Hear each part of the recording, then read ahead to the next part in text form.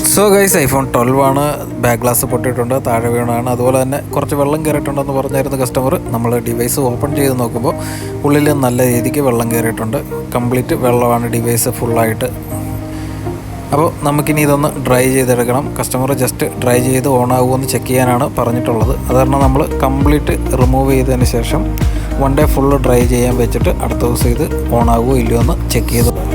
ഉള്ളിൽ ഇത്രയധികം വെള്ളമുള്ളതുകൊണ്ട് നമ്മൾ ഫുള്ളായിട്ട് അഴിച്ചിട്ട് വേണം ഡ്രൈ ചെയ്യാനായിട്ട്. ഇപ്പോൾ 24 hours നമ്മൾ ഡ്രൈ ചെയ്യാൻ വെക്കുന്നത്. ഇപ്പോൾ ഇത് അടുത്ത ദിവസമാണ് ഡ്രൈ ചെയ്യാൻ വെച്ചതെല്ലാം നമ്മൾ എടുത്തിട്ടുണ്ട്. ഫുള്ളായിട്ട് ഡ്രൈ ആയിട്ടുണ്ട്. ബോർഡ് ചെക്ക് ചെയ്ത് നോക്കിയിട്ട് ഇഷ്യൂസ് ഒന്നും കാണിക്കുന്നില്ല, ഷോർട്ടൊന്നുമില്ല. അപ്പോൾ നമ്മൾ നേരെ ഓണാക്കി ചെക്ക് ചെയ്ത് നോക്കുമ്പോൾ ഡിസ്പ്ലേയിൽ ലൈൻസ് വന്നിട്ടുണ്ട്. താഴെ വീണതുകൊണ്ടോ വെള്ളം കയറിയത് കൊണ്ടോ ആവാം ലൈൻസ് വന്നത്. കസ്റ്റമർ ഇങ്ങനെ തന്നെ യൂസ് ചെയ്യാനാണെന്നാണ് പറഞ്ഞത്. കൂടുതലായിട്ട് സർവീസ് ഒന്നും ചെയ്യുന്നില്ലെന്ന് പറഞ്ഞു. അതുപോലെ തന്നെ ഫേസ് ഐഡിയും ഇതിൽ കംപ്ലൈൻ്റ് ആയിട്ടുണ്ട് വെള്ളം കയറിയത് കൊണ്ട്. അപ്പം ഇതുപോലുള്ള വീഡിയോസിനായി ചാനലൊന്ന് സബ്സ്ക്രൈബ് ചെയ്ത് വെച്ചോളൂ.